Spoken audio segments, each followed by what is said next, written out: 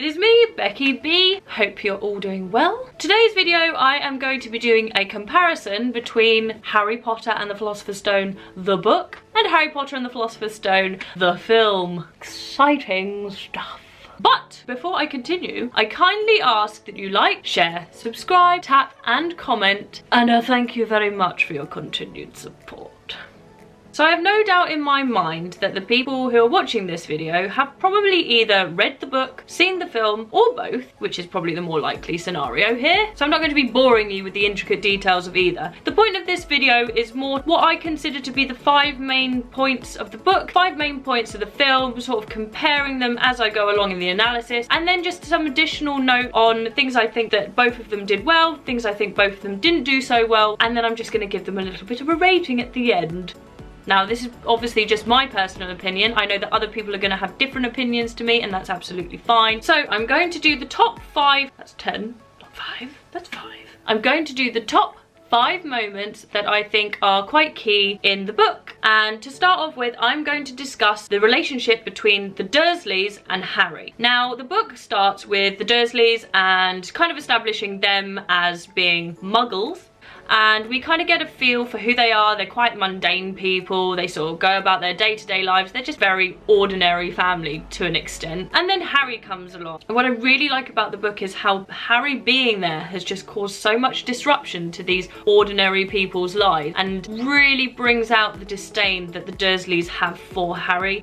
It really creates that feeling of despair for Harry that we have. We really do feel sorry for him in the book. In the film, they've jumped straight to the bit when Harry arrives with Hagrid as a baby. They have the introduction of Dumbledore and Professor McGonagall, and then we go straight into Harry being older, being under the cupboard, and there's not really much of a relationship build, which I think is disappointing, but obviously the film is about just over 2.5 hours long, so they've decided to cut out the introduction to the Dursleys, which, when you look at it constructively, that does make sense. And you go straight into the relationship between Harry and the Dursleys in the film. I do feel that they were a lot kinder to Harry in the film than they were in the book. I do think the book very much brings out this disdain that the Dursleys have for Harry, which is great in terms of knowing how pitiful Harry's life has been so far. And I don't think you really feel that in the film. But I think both of them really create the characters well and really engage you into what's going on. One of the next key points I think is important in looking at both the book and the film is platform 9 3/4 through to the end of the train scene.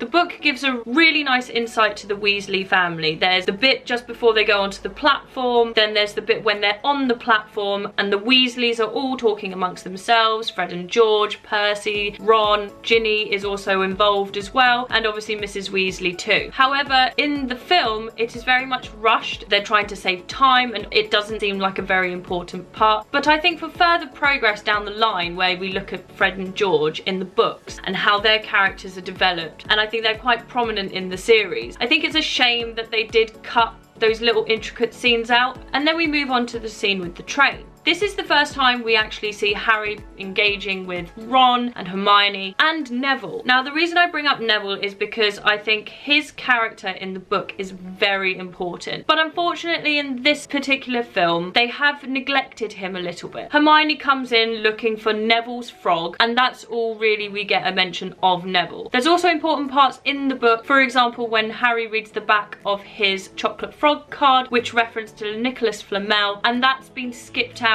in the film because, again, they've tried to whittle it down. They tried to get rid of all the unnecessary links further down the line, which I think that particular moment is fine because they do link up the Nicholas Flamel moment later on very well. However, as I say, I do wish that Neville had been a bit more prominent in the film, and that is a running situation throughout. I think he's very much a side character, whereas in the book I feel he's a lot more prominent and he's a lot more of a main character in what evolves in the story. The next thing I'm going to talk about is the relationship of the characters. Harry and Ron, it's quite clear in both the book and the film, create a bond very quickly. Hermione is very much on the outside, and it's portrayed that way in the book for quite a large segment. It's only after the troll scene that they become friends. However, in the film, Hermione always seems to be kind of lurking in the background, listening into their conversations, and then glancing looks from Harry and Ron to her and her glancing back. I don't think that they've really shown her very well in the film in terms of the comparison to her in the book. I think she's portrayed acting wise actually quite well, not a little bit over the top, but Hermione doesn't become inquisitive into what they're looking into until later on in the book, once she becomes friends, and even then she's still quite stern with Harry and Ron. I don't think this is necessarily a character flaw, but I think Ron makes it quite clear in the book that he doesn't really like Hermione because she always has an opinion on what they're doing. It would have been nicer to have seen a little bit more of that distance that Ron has towards Hermione, because if you look at it as the arcing story, it actually builds quite nicely to the romance that they have later on. Another relationship that I think is vital in the book is the relationship between Harry and Hagrid. Now, Hagrid is the first person that Harry meets who is from the Wizarding world, who tells him about who he is, takes him to Diagon Alley,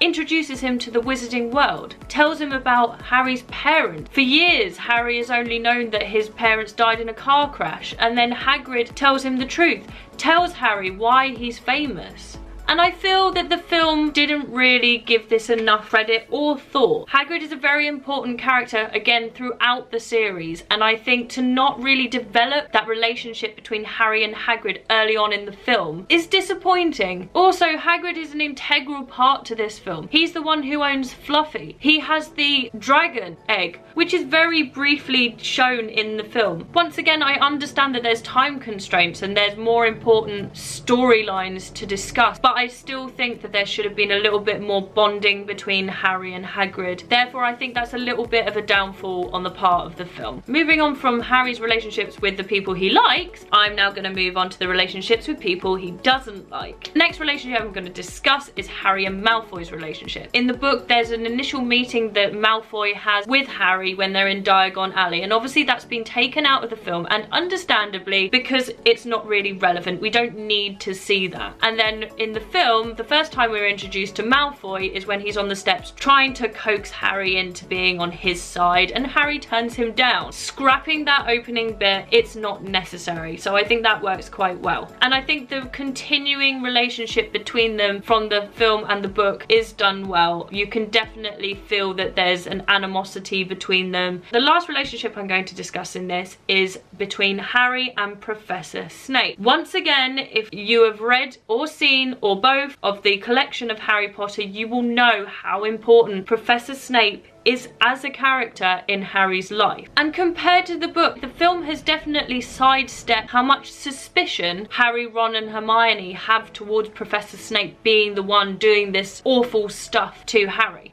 Awful stuff. The film is very like, it could be him. We have a feeling it's him. For me, it doesn't really show that they have this dread that Professor Snape is the one who is trying to get to the Philosopher's Stone. Whereas in the book, you definitely can feel the hatred that Snape has towards Harry. I just think it's because Professor Snape is one of my favourite characters throughout the series, and I just would have liked to have seen a little bit more of him in the film. Another key moment I want to discuss is the Quidditch matches. Now, we are only blessed in the film with one Quidditch match, and obviously it's the more important Quidditch match because it's where we believe that Snape is casting a spell on Harry's broom, all the while knowing that really it's Professor Quirrell who's muttering in the background. It's a little bit of a shame that they didn't do the second match, because I think in the book, again, it's this whole thing I've talked about where I've said the building of character relationships, and because Snape is the one refereeing, it really does bring this whole thing round with Harry, Ron and Hermione of this dread that, oh no, what's he gonna do to harm Harry this time? It's a very small little detail, but in terms of how I felt about it, I'm disappointed with the level of character building between Professor Snape and Harry, so therefore I think by skipping out this moment from the book is a shame. They really should have just made Harry Potter into a TV series, but TV series back then weren't as popular or had as much funding as they do now. Again, that's just personal opinion. And my final point that I'm going to address is the trapdoor and close to the book. Now, I haven't actually read the book, well, since I first had it, which was, when did it come out? 1997. I think I must have read it a year after it came out, so 98, which was 22 years ago? Yeah. 22 years ago, I think, since I read the book. And rereading it again, it just flooded back all these memories of when I was a kid and I first read it. However, reading the end scene where they go through the trap door, I think is quite interesting. I will be discussing in further detail about this end scene. However, the book starts with them going into the room. Fluffy firstly doesn't wake up until they've all gone through the trap door, whereas in the film they do. So that's a tiny little change, which you know that they've done that in the film for dramatic effect. And then the next bit is the devil's snare. Again, the film and the book are pretty similar. There's not a problem with there being like tiny little tweaks anyway, because this is meant to be the climax to the film. This is meant to be the dramatic part. So moving through into the next room, there's the fluttering keys above their head, and there's broomsticks, which in the book, Harry, Ron and Hermione all fly up. They all attempt to catch the key, and to working together, they manage to get one. They get through the door. In the film, it's just Harry. He goes up, and obviously that makes sense because of the fact that he is the one who is meant to be good at flying. How in the book, Ron and Hermione have suddenly become quite adequate flyers, considering Hermione could barely get the broom to lift off the floor in her first training of flying. So I actually think the film has done that quite well with just making Harry the center point, and he's the one who gets the key into the wizard's chest. Again, it's Ron, something he knows. I actually think that they did the film version very well in terms of the relation to the book. The difference is that the book does move forward with Harry and Hermione. The next room is where there's a beat up troll, which they swiftly move into the final room where there's potions. In this scene, they are given a selection of potions and a riddle which they have to crack, which Hermione helps Harry with. She then goes back through to help Ron and get Dumbledore, and Harry goes through into the room where ultimately it's Quirrell, Voldemort and Harry and the Philosopher's Stone. The film has obviously changed that. I'm assuming it's because of time constraint or the fact that they just didn't think it was really that relevant to have the potion part in it, or the troll, and I can see where they were coming from, though from a visual standpoint I think it would have been quite nice to have actually seen those elements. And also from the perspective of Hermione's character building, we know that she's intelligent, but I just felt like reading how she cracks the riddle actually shows her in a sort of a different light, because she's quite an hysterical character. She's quite, even the way she's described with the big fluffy hair and just getting flustered very easily and getting temperamental because she's concerned about doing something wrong. And in this particular moment in the book, when she manages to crack the riddle, it actually takes a lot of composure, a lot of patience, and also a lot of nerve for a character building aspect. It would have been nice to have seen that in the film. And then obviously the final scene is Harry up against Quirrell and Voldemort, and I don't know if it's just me, but I felt that both the book and the film built to this big moment, and it just wasn't that scary or intimidating. I know that it's meant to be for younger children or just about to approach their teens. It doesn't need to be too scary. There's all this built up momentum, and then it's just a bit like a firework that kind of goes,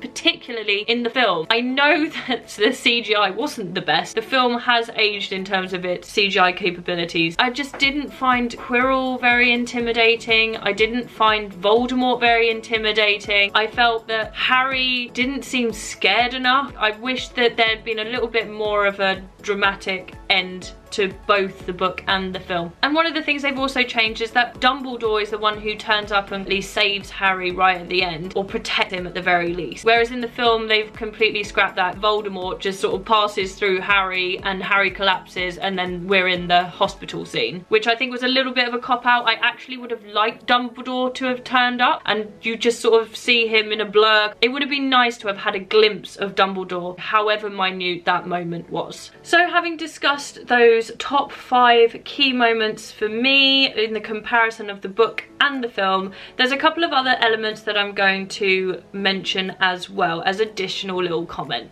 So one of the things that I think is really disappointing about the film series, and I felt this way even before I knew who was intended to play this character, because I know this particular character actually quite important further down the line. He's quite a prominent part of one of the books later on, and that is them not including Peeves.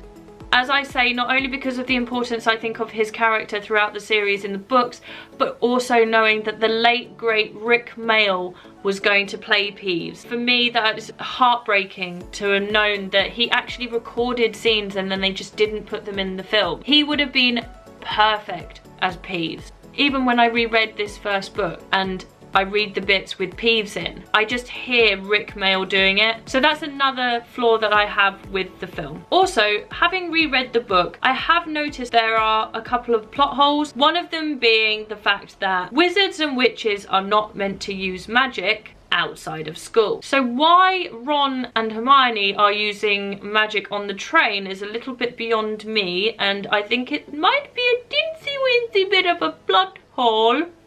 I can understand with Hermione because she is obviously from a muggle-born family. Maybe she doesn't know the rules yet. But Ron, who comes from a family of wizards and witches, he really should know better. Another one I've noticed as well, which kind of references in both the book and the film, but for different reasons, is when Harry meets Professor Quirrell for the first time in the Leaky Cauldron. It clearly says that Professor Quirrell shakes Harry's hand, but then later on when Professor Quirrell is in the dungeon and he attacks Harry, Harry touches him and Quirrell starts to burn alive. So why didn't anything happen to him when he shook Harry's hand in the Leaky Cauldron? But in the film, in a complete role reversal, Professor Quirrell quite clearly moves his hands away from Harry as to not shake his hand, and you go, oh, he knows that there must be some love higher power that Harry has running through his veins. That's why he didn't want to shake his hand. But then again, Professor Quirrell goes to attack Harry without a second thought for the fact that Harry can potentially harm him. It doesn't quite correlate there. So coming back to my earlier comment where I said I would look again at the trapdoor close scene, links into the, I'm not sure if it's entirely a plot hole, but it's just something that when I reread the book, I went, why is she doing that? So my thought process when I was reading the trapdoor scene was, okay. So they've managed to find out from Hagrid that Fluffy falls asleep when he's played music. Fair enough. They had to try reasonably hard to get that information out of him. Reasonably hard. And obviously he divulged that information to Professor Quirrell when he was drunk. So you can get past that bit. Then onto the Devil's Snare. Surely any intelligible wizard or witch would know the best way to get out of Devil's Snare. It's fortunate that obviously Hermione is there and she is very clever, but again, you could kind of be like, well, maybe someone wasn't listening in herbology and they just didn't know how to get past Devil's Snare, so I'll let that one slide as well. Then we move on to the key flying room thing.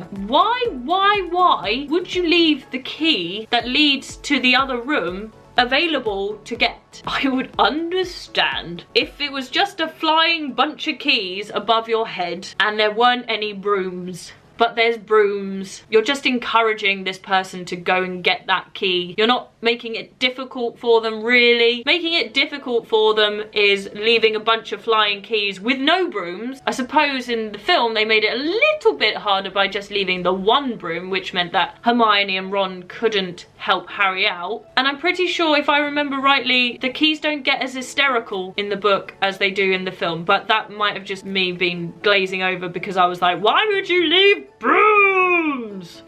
So we move into the wizard's chess bit. I mean, how very fortunate that it's a wizard's chess and Ron is there, but I suppose life is full of conveniences. And moving swiftly on, this is only referring to the book because, as I mentioned, they don't actually show this in the film, and maybe this is why, although the other parts is like, meh. The bit with the potions. I know I said that it was a nice moment to see Hermione in a more composed manner, but they have still left a riddle to be solved to know how to get through to the Philosopher's Stone.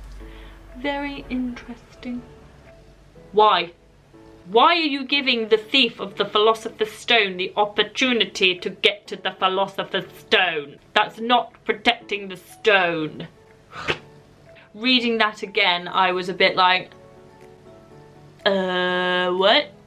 The final thing I want to discuss in my additional notes is the imagination we create from the world reading the book versus the set in the film. And I've got to say, I actually think the beautiful magical world that I created in my head, having read the book, is wonderfully portrayed in the film. Maybe at the time when I first read the book, there might have been slightly different things that I imagined in my head compared to the film. Having reread the book and having rewatched the film, I think the film did a beautiful job of portraying the imaginative world of the book.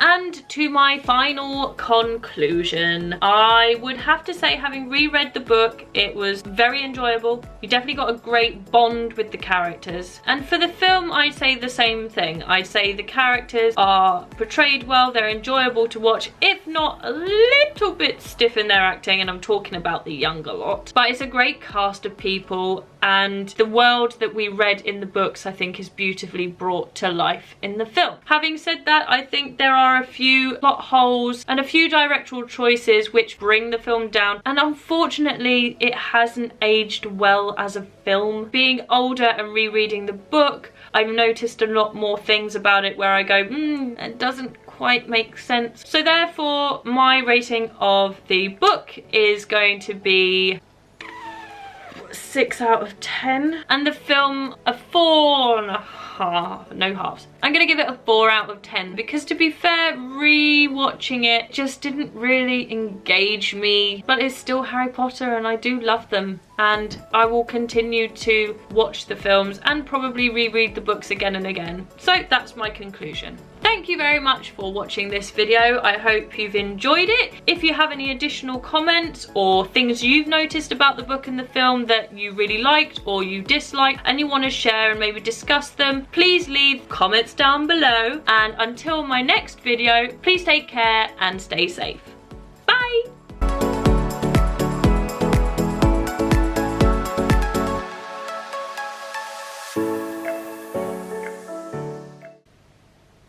I didn't mention the Quidditch match.